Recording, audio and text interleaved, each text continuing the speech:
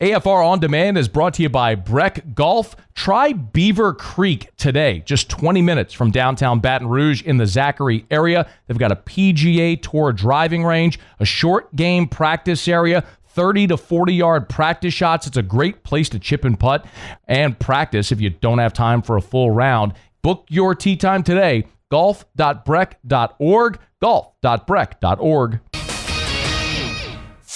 Matt Moscona. I'm very important. After further review. Say it one more time. After further review with Matt Moscona. And here we go. Live from the Raising Cane studio. Let's rock!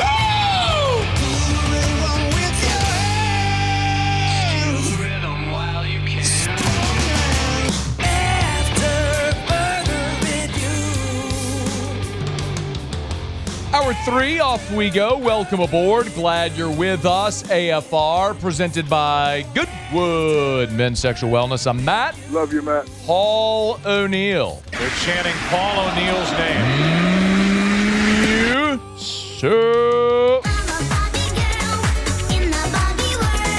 And Mr. Toby Tomplay.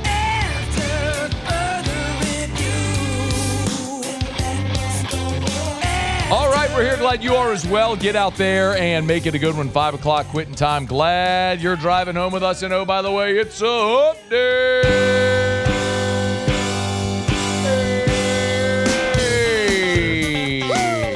Hey. Man, Ronnie Henderson. It's hump day. Let's hump, everybody. Mike. What day is it, Mike? It's the start of the NFL league year. Hump day. Breaking news. It's hump day. What we can do it. Foster Moreau. Mike. What day is it, Mike? Former New Orleans Saint Foster Moreau. Hump day. Houston Texan tight end Foster Moreau. It's hump day. Details coming up. Mike. What day is it, Mike? After the break. Hump day. Not really a break coming. It's hump day. Hey, Muse. Mike. What day is it, Mike? Hey, Skunk. Hump day. You got to the bottom of the Golden Pipes discussion? It's hump day. We looked at Don LaFontaine in the break there. LaFontaine. LaFontaine. Mike. What day is it, Mike? The movie guy who did all the movie trailers. Yes. Hump day. Golden Pipes. It's hump day. Mike. Can you play What day is it, Mike? some Don LaFontaine? Oh, sorry. I closed it out there. That's my bad there, man. Hump day. It's called a callback, Muse. I mean, No, we're going to get it right here. First day in media. This is easy. Turn the music down a little bit. Turn the music down. So you're drowning me out here. Man. Middle of a sentence. Mom, I'll help you with the dishes. Literally. And it never went back. And I was just cut up in class. And when I went to school the next day, I didn't want to talk. Give me a clip of him actually performing as a voice actor. Gotcha. God. Oh.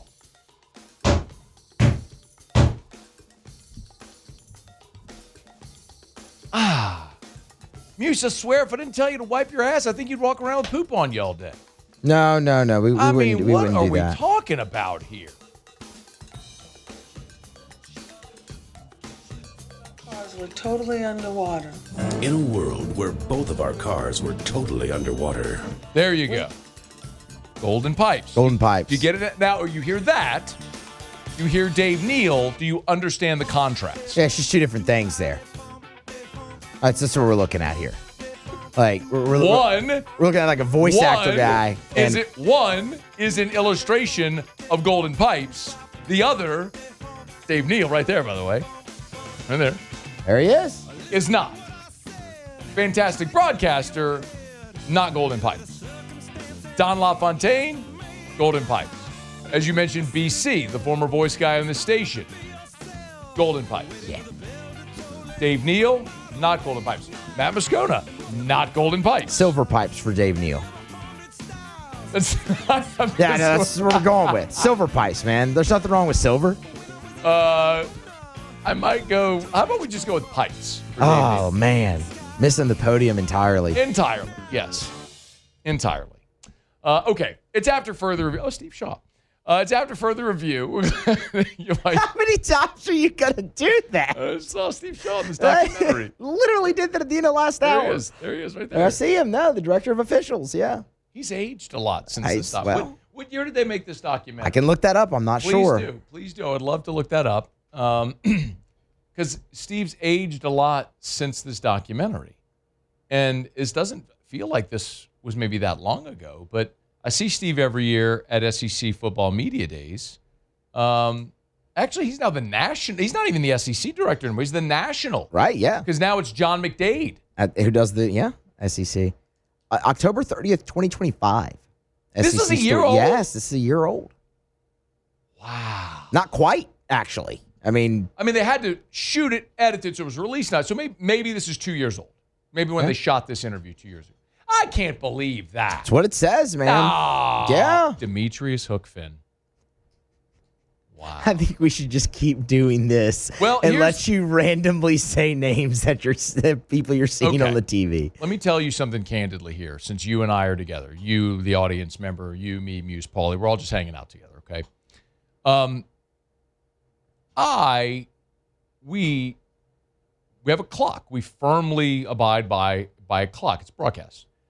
Well, Senator Bill Cassidy is scheduled to join us in the next segment. And his folks reached out because on Friday, President Trump held a panel discussion at the White House about the future of college football. A day later, Senator Cassidy, who is the chairman of some commission. Y'all know I ain't a political person. I tell you this all the time. But Senator Cassidy, who is on the he's the chairman. Here you go. He's the chairman of the Senate Health, Education, Labor, and Pensions Committee. So all of these issues regarding college sports fall under the purview of that committee, of which he is the chairman. So after the president held his Roundtable Friday, Senator Cassidy held his committee meeting about this. So the reason I think this is relevant, obviously, is we're all wondering if the federal government is going to get involved to enact some type of legislation to add guardrails to college sports.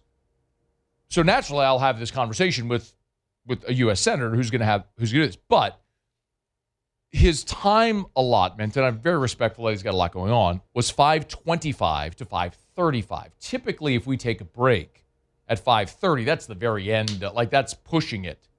So, but now I got to push like 5:25 and then push the segment past to 5. So I'm like, I guess we'll just go a little long here. It works, yeah. And then make it up on the back end. I just don't like doing that. I know. Because then you end up with really short segments, and that's not good for anybody. But that's, I think, what we have to do here. So anyway, so Senator Cassidy will join us in exactly 15 minutes. And I want to talk to him, and we'll have to be, and he's got a hard stop at 5:35. So we have to be very efficient with our time with Senator Cassidy, and I'm looking forward to that conversation, though. Okay, let's get to this news here about Foster Moreau. We are brought to you by Relief Windows, reliefwindows.com. Windows, door siding, they do shutters too. Relief Windows and reliefwindows.com. Tell you every day, energy-efficient replacement windows, beautiful entry doors, hardy plank vinyl siding. They do shutters and now roller shades as well. So not only climate controlling the rooms in your home, but also as far as light controlling. You want these sort of blackout shades to keep it darker in your home during the daylight hours, or even darker at night. So lights, if you have a problem with lights, street lights, or neighbor's lights getting in, great option here. It's Relief Windows. Reliefwindows.com. Windows, door siding, they do shutters too. Relief Windows and reliefwindows.com. Okay, Foster Moreau is out in New Orleans. Foster Moreau has agreed to a deal with the Houston Texans. So Foster Moreau, after 3 seasons in New Orleans, is out. He will now be a member of the Houston Texans heading west. I will certainly look back at Foster Moreau's time in New Orleans with a smidge of disappointment, not in any way in Foster, who is a great person, a great leader. a really good NFL player. But his time in New Orleans, remember, has sort of been defined, though, by his cancer diagnosis and subsequently beating cancer, which is amazing. And a hallmark of what makes Foster Moreau such an inspirational person and an amazing leader, which is why he wore the 18 jersey at LSU. And an amazing story, right? New Orleans, Jesuit, LSU is like the last member of the signing class, becomes a starter, becomes, 18, NFL, drafted, Raiders, gets to play for his hometown team in New Orleans. Awesome. Like similar trajectory like we talked about with his former LSU teammate, Will Clapp. But the cancer diagnosis was part of it. And then the other, of course, was the knee injury, which he suffered quite literally in the last game of the season in 2024, which cost him a chunk of productivity in 2025.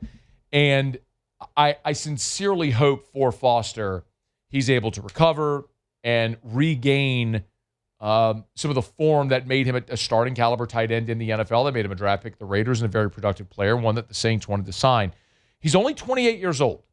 Does that strike you as odd when I tell you that Foster Moreau is 28 years old? Like, it feels like Foster's older than 28. Maybe it's just that I'm getting older. But played in 11 games for the Saints in 2025 after he started the season on the PUP list because of the knee injury. But he only caught 7 passes for 59 yards. He missed the final 2 games with an ankle injury. And it's probably a good time for a new beginning for Foster, as the Saints have already agreed, have signed Juwan Johnson to his extension a year ago. And now this year they've added Noah Fant. Remember, last year they drafted Moliki Mataval out of UCLA.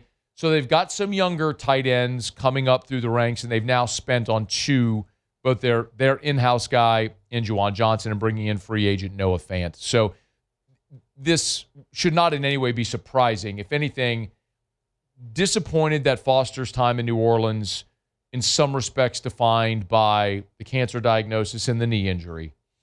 But excited for him to have played in his hometown and now to have this opportunity to continue his career, new beginnings in Houston, and hopefully to have a great opportunity there to regain form and maybe even be a starter again.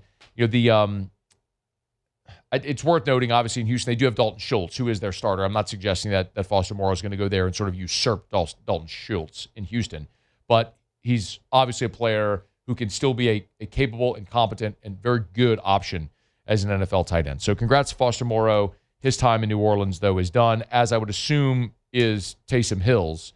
We're just waiting on that sort of formality. The other one that we're keeping an eye on, of course, is Cam Jordan. What is going to happen with the Saints' all-time sack leader, who the Saints did not agree to an extension with? He was not signed during the legal or agreed to terms with any team during the legal tampering period, and now we wait to see what the future will be for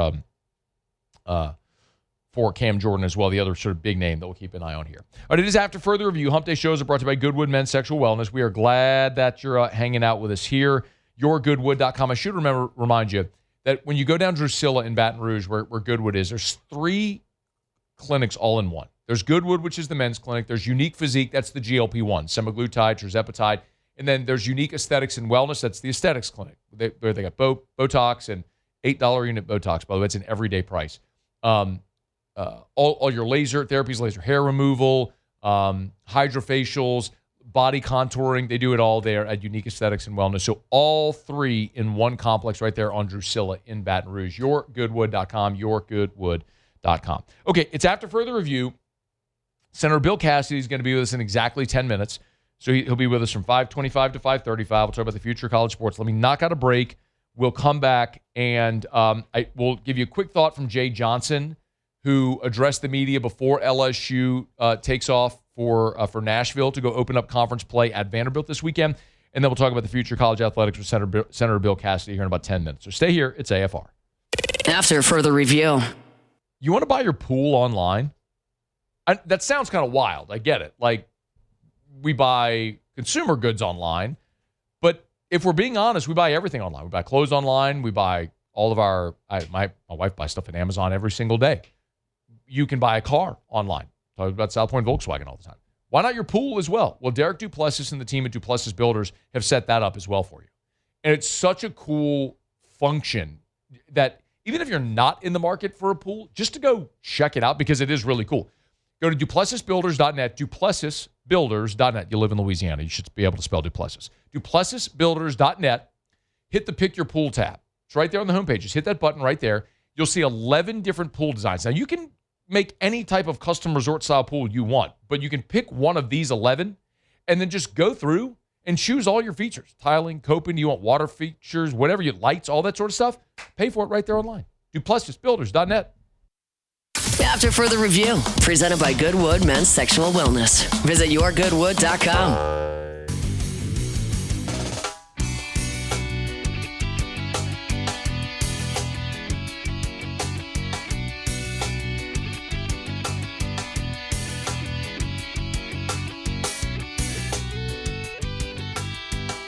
Oh, look, Steve Shaw.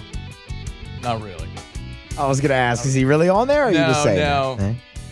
LSU's trying to hold off Kentucky. I don't think they're going to do it. I wonder how it's going to go. I mean,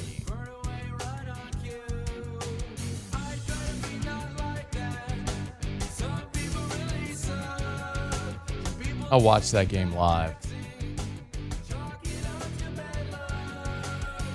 Had a little TV in my bed. My brother and I had bunk beds. I was 12, 13 years old. Had little bitty TV in the room, like a 12-inch. Yeah. I know what you're talking about. Man. That kind of makes it even worse. Mardi Gras Day. Kind of makes it even worse. That's what you were watching it on. Well, you didn't know any better. I know, but I mean, still, when you think back about it. At the time, it's amazing you had a TV in your room. Yeah. That was the thing. I had a TV in my room. Later, we were watching episodes of South Park we weren't supposed to be watching. Of course.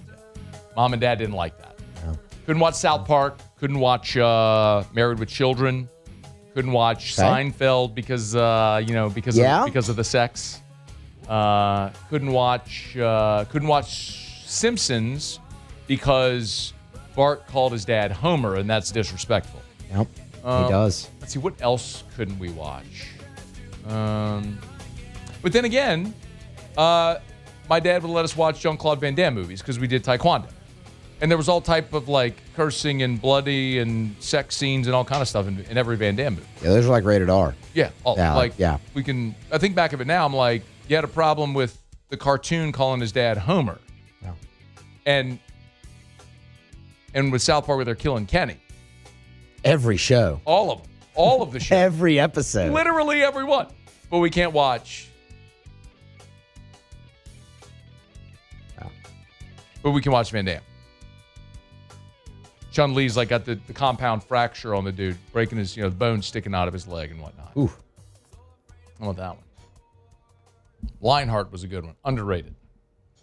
You ever seen Lionheart? I've not. No, I have not seen Underrated. it. Underrated. Okay. Underrated Van Damme movie.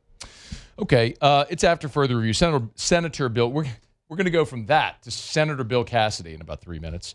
It is after further review. Jay Johnson met with reporters today. Tigers a day ago beat Creighton 8-4, rallied from a 4-1 deficit. Big blast, a grand slam by Omar Cerna. Jake Brown, a 2-run blast in the 8th. 5 innings of shutout relief combined from Devin Sheeran and Santiago Garcia. Such a giant part of this part of the season is figuring out who you can trust in what roles. Sheeran, Garcia, showing you those are guys that you can certainly count on out of the bullpen.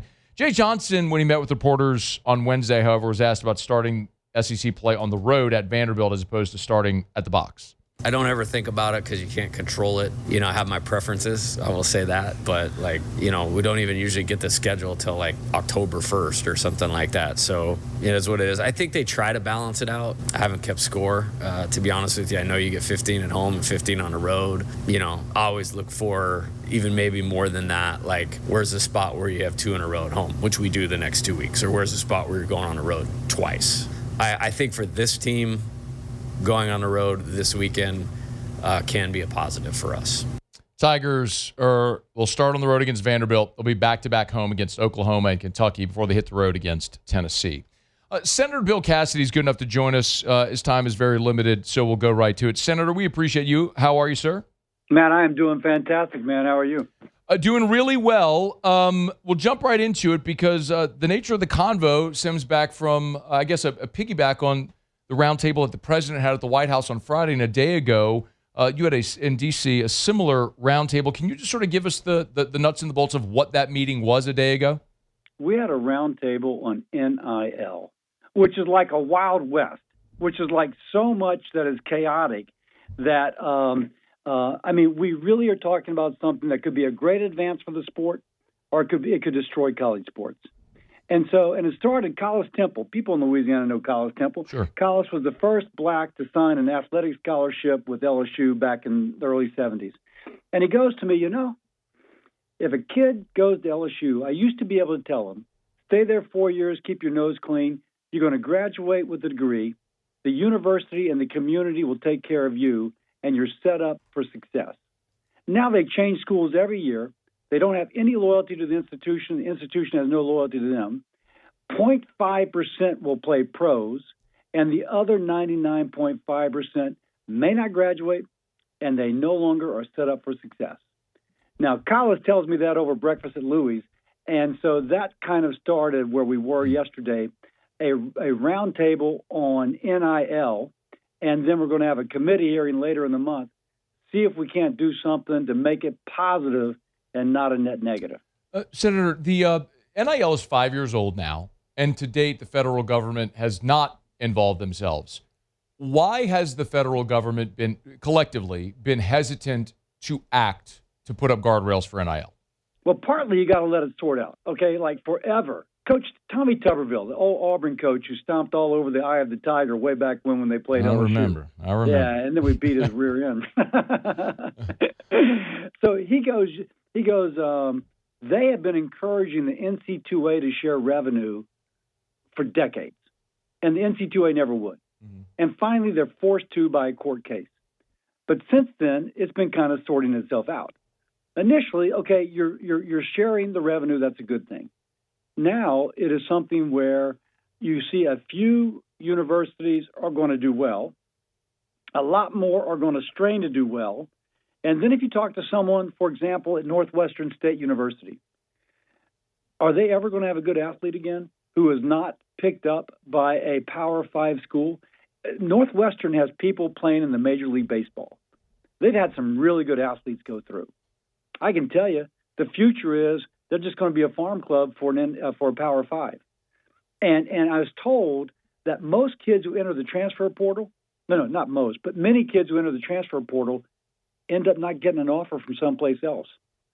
And so they're kind of tricked into going to the portal by an agent. They don't get a place to land, and then they're worse off than before. So I think, Matt, we've had to let that sort itself out. And now that it has, we're going to try and put the emphasis back on the student and student athlete. Senator Bill Cassidy is with us. So now that we have a 5-year sample of what's happened in NIL, is there enough of an appetite among members of Congress to actually put up to reach some legislation that can supersede state law, which is basically overriding everything the NCAA does? Okay, so there's two aspects of this, and now I'm going to be a little bit processy. Okay. I'm the chairman of the Health, Education, Labor, and Pensions. I can work on a law that addresses education, labor, and pension. That's a big deal. What you just described is antitrust, and that is the Commerce Committee, and that's separate from me. I got no control over that. So I talked to Charlie Baker, president of NC2A. He would love some antitrust legislation. That ain't me. But I can say something like, let me give you an example for this. You're familiar with Title IX. Of course. I think this is a class action lawsuit waiting to happen if it turns out the distribution of the NIL of the revenue sharing between the university and the athletes doesn't have some provision for Title IX. Right now, it doesn't. Now, I may be wrong, but you can imagine there's an attorney out there thinking about it. We've got to consider, but that could kill football. Mm-hmm. If you kill football, you speak to coaches like Nick Saban, you're going to kill Olympic sports. Yes. The way we pay for Olympic sports, gymnastics, for example, or things like golf teams and basketball, women's soccer, et cetera, is the revenue from the football program. So if you don't figure out how to make the football program thrive, you don't have the dollars to pay for these other sports. But what are you going to do about Title IX? It's a mess, man, and that's what we got to work out. I understand you said you're being processy, and I respect that there's a long process in Congress. But if antitrust legislation did get to the floor of the Senate, would you vote for it? Oh, well, you always got to see the legislation before I vote for it. So let me just say that, and that's not an excuse. It's just you got to see the legislation. Democrats so far have objected to anything which would put limitations on the current system. Now, that's why I had asked Collis Temple to come, and, of course, African-American, mentored all these athletes. Collis was great. He was like, there's some kids who are far worse off now than they used to be. He and Tuberville were going back and forth in a positive way. Because Coach Tuberville, he would say, again, 0.5% of these kids are going to the pros. And the 99.5% are not. And Collis would say, those are the kids that you want to stay in your institution. They graduate, have a relationship, loyalty, whatever they do, sell insurance, people come to see them because they were a great athlete. And now you've lost that. So Collis kind of said, wait a second, the current system's not the best system. Can we do something different? So he had all the street cred that you want from somebody who had played and mentored so many other people. So the antitrust, it may get there, but we're going to have to do a lot of education for my Democratic colleagues. Senator Bill Cassidy is our guest. In your view, what is the best system? So Democrats would like to make these athletes employees. I don't like that idea. If they're an employee, worst case scenario, if they're required to keep their GPA at 2.0, then you'd have to pay them for the hours that they studied. They'd have to pay taxes on what you're paying them to do. There's just a lot of complications with laws if you make them employees. That's a big issue. Are they employees or not? And that's going to be, and like Bernie Sanders wants to give the right to unionize. They'd have to pay taxes on the value of their scholarship, taxes on the value of their training table. That just becomes a complexity that for most kids would not be what you want, period. So I don't want that. I do want some sort of, okay, we're going to keep you from being exploited. We're going to have a standard contract where there's not an agent taking 40% of what anecdotally you're hearing this. Agents are getting 40%. In the NFL, there's a standard contract, I'm told, but not here.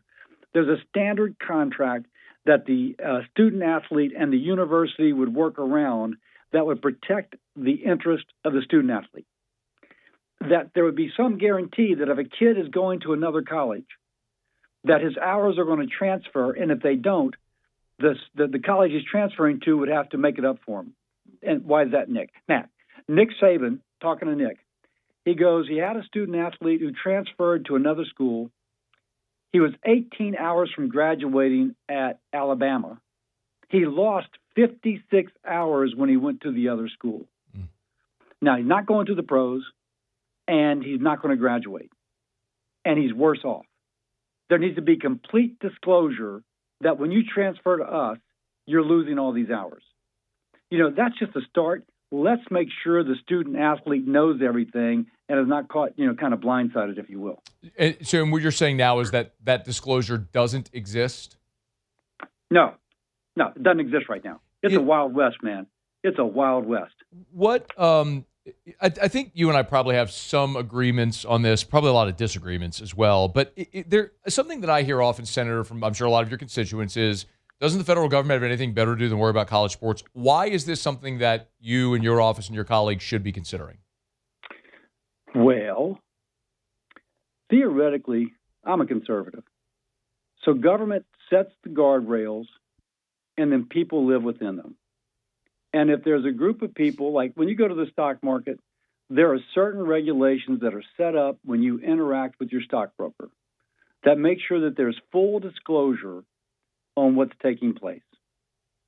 If we have tax-exempt universities getting benefit from the federal government to theoretically provide an education and instead become a pro football team embedded within a tax-exempt university receiving benefits from the federal government to educate the people.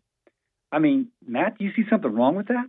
I think there's a lot wrong with the way the process is set up right now.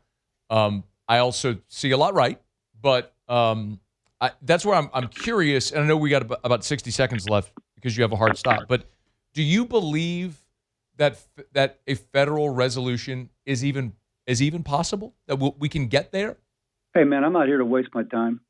I think we can put up guardrails that protect the interest of the federal taxpayer, you and me, by the way, you and me. Sure. The interest of the student athlete, and we make sure that these tax-exempt organizations receiving a large amount of federal funds to educate our people are actually about educating our next generation and not about merely supporting an embedded pro ball team. I don't want to meddle forever. I want to set up guardrails and have people live within them, just like you do with your stockbroker. And by the way, I also agree that there is a lot of good with how things have gone. I agree with Tuberville. There should have been a distribution way before. Yes, so absolutely. I suspect we agree more than you might think. No, I think we do. I absolutely think we agree a lot on this. I also think that the adults in the room are the ones that mucked it up for 100 years, and I don't mind kids getting paid. And I'm not offended by competitive imbalance in any way. We've always had competitive imbalance in college sports. But I do also agree with what Collis Temple was saying was can we find some structure that is going to protect the student athletes that maybe aren't going to have the great opportunities at the next level. So, but I'm also big on personal accountability. So there's a lot of gray. There's a lot of gray in this conversation. I know you have a hard stop and you have to go.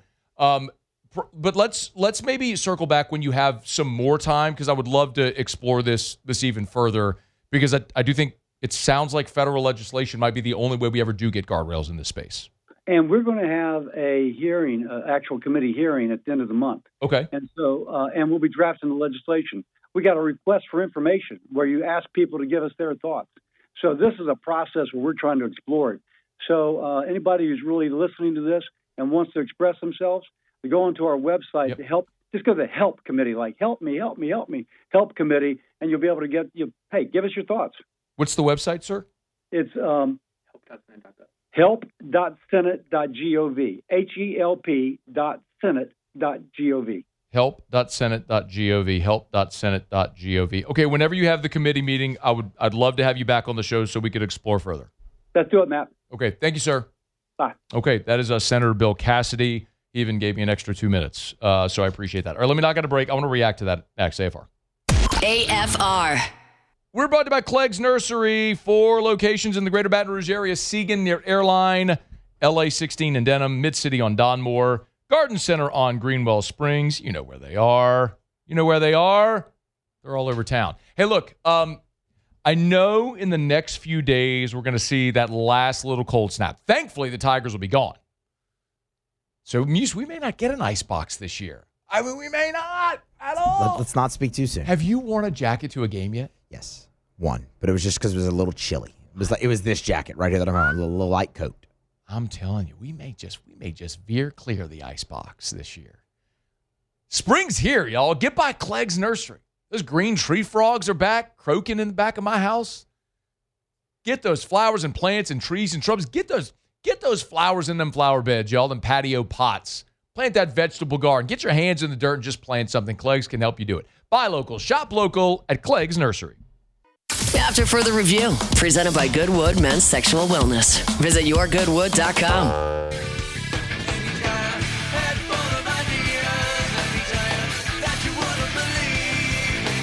There it is. Muse was sitting on it for me. Happy 311 Day, y'all. Thanks to Senator Bill Cassidy for joining us. I'll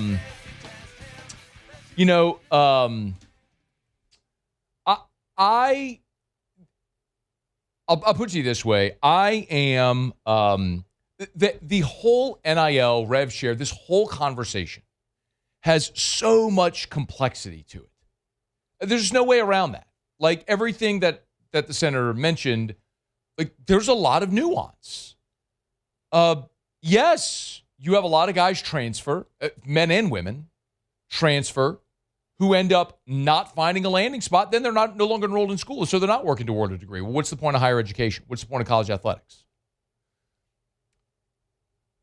You could look and say, should we build in protections for them? Or should we say, nobody made them go in the portal. They did that on their own volition. They're the ones who chose to go test the market. At some point, we all in our lives have to accept accountability for the decisions we make. You go in, you're at a spot where you have a scholarship, working toward a degree, playing a sport. You choose to go in the portal and you don't find a landing spot. Sorry. Guess what? Doesn't mean you can't go to school. You just got to go pay for it now. Like all of us did. I mean, unless you're very fortunate and got a scholarship, or I shouldn't say fortunate, unless you're super smart and worked really hard and got an academic scholarship or whatever the case may be. It's life. Sometimes life's going to kick you in the ass. Sometimes you make bad decisions and you have to live with the consequence of those decisions. Similarly, I understand why players unionizing could be beneficial, because if they unionize, then you could do a lot of the things people say, like cap agents' fees, cap revenue, cap salaries, contracts, like we see in the NFL. There's a salary cap. Well, they collectively bargain. The players unionize, they collectively bargain. Okay. Well, Senator Cassidy's 100% right. If you unionize, then you're taxing their scholarship money and everything he walked through. He was saying the training table and everything. No student athlete's going to want that, especially not the bare minimum. Like we think, Sam Levitt got millions of dollars to come play a season at LSU. It's true. That's also a microscopic percentage of the student athletes that are getting paid in this era. So unionizing doesn't make sense for all of them. Listen, I'm a free market capitalist. Eventually, the market ain't going to bear this. Eventually, you're not going to be able to, people aren't going to want to keep spending that dollar amount for a player. And when that happens, the market settles. It's going to happen eventually. It'll settle somewhere, however it has to go. And the other thing, he was talking about Northwestern State being a farm system. I don't care. Colleges are a farm system for the pros. Why not colleges be a farm system for other colleges? Who cares? So? You're 17 years old. You're okay. You go to Northwestern State. As you get to be 18, 19, 20, you physically come into your own, and now you have an opportunity to go play in the SEC and make a lot of money and put on for scouts at a higher level and better yourself. Why wouldn't you go do that? I got no problem with that.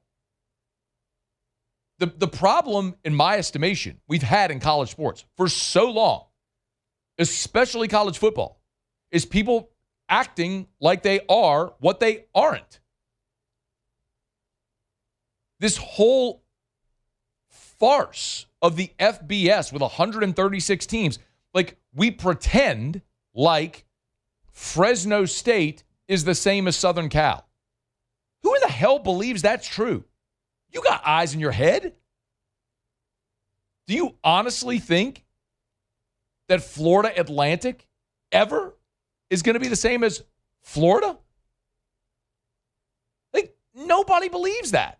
But they compete on the same level because financially it's how they've decided that they want to divvy up the bowl money and the TV money and all that sort of stuff to make it work that way.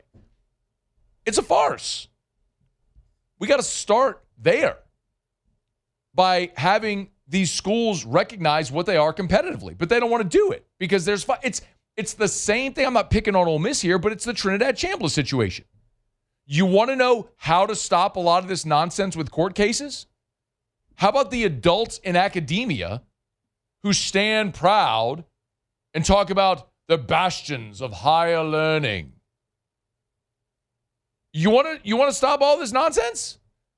Tell the university president to go, hey, Trinidad, the NCAA ruled against you. You're out. Thank you for your service. They won't do it. Why?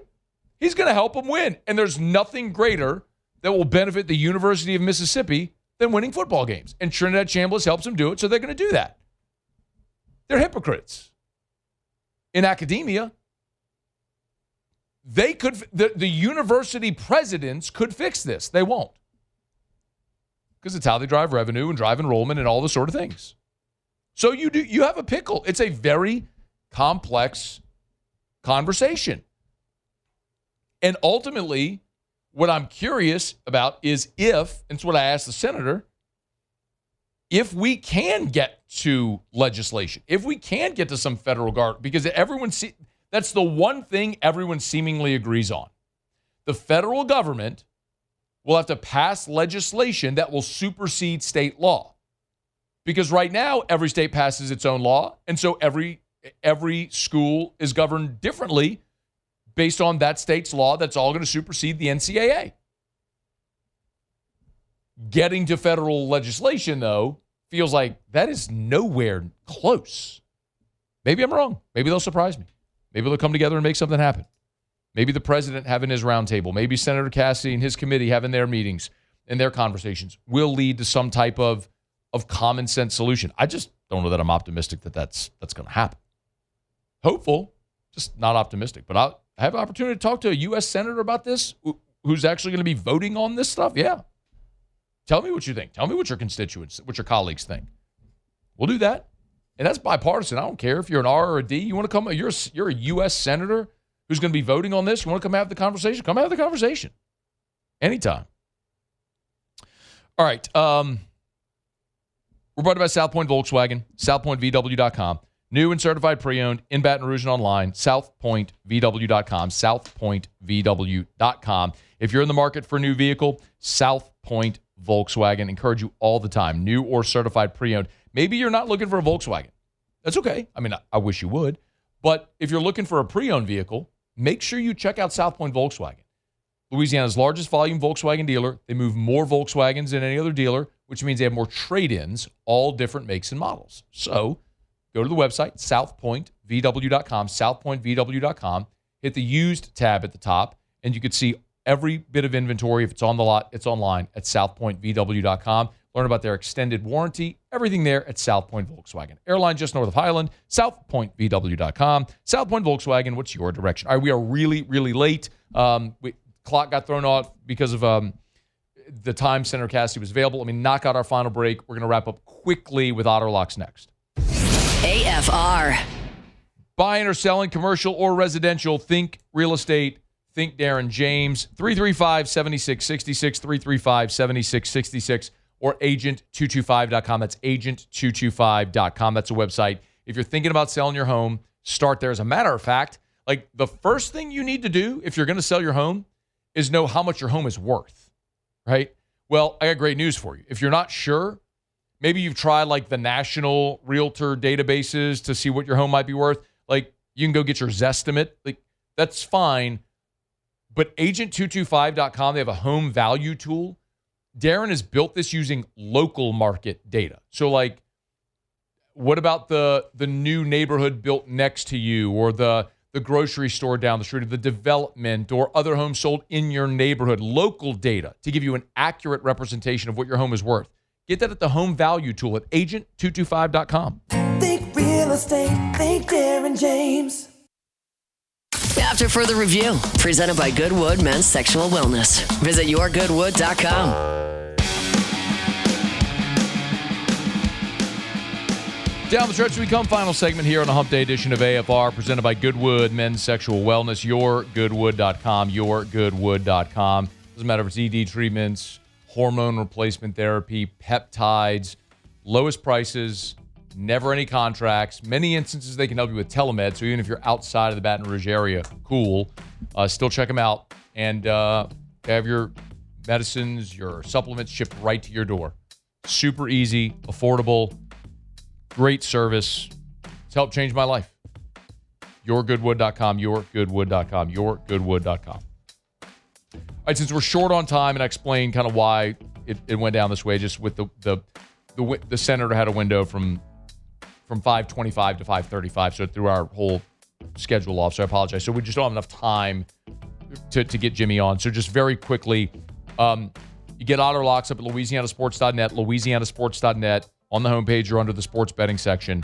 But he's got a whole bunch of of college basketball bets. Stephen F. Austin, Northwestern, Ole Miss, West Virginia, Tulane, Oklahoma. 6 plays, all against the spread. Again, Stephen F. Austin, Northwestern, Ole Miss, West Virginia, Tulane, Oklahoma. Those are the 6 plays, all against the spread. You can get them at louisianasports.net. Everything always free at louisianasports.net. Okay, thanks to Brandon Marcello. Thanks to Matthew Bruni. Thanks to Senator Bill Cassidy. If you missed anything, AFR On Demand presented by Breck Golf. You can get it all there, either on your favorite podcast app or on YouTube. Just search After Further Review. That's going to do it for us here. Muse, Paulie, thanks. Y'all have an awesome night. We'll see you back here for a Thursday edition of AFR tomorrow at 3. AFR. As we get on down the road, got to remind you about First South Farm Credit. Thinking of buying land, your first call should be to First South Farm Credit. FirstSouthLand.com. FirstSouthLand.com. Tell you all the time, when it comes to First South Farm Credit, if you're thinking of buying land, they'd love to help. They're experts. And in many instances, you might be thinking, well, why might I call First South Farm Credit instead of my bank? Well, because your bank might do a lot of different types of loans, but for 110 years, First South Farm Credit has done one thing. They've helped Louisianians buy land. So a land loan is different from other types of loans, and the experts at First South Farm Credit will understand specifically your needs. A lot of times, maybe people who buy land already own land. You want to roll some equity from your current property to buy your new property. First South Farm Credit can help. FirstSouthLand.com. FirstSouthLand.com.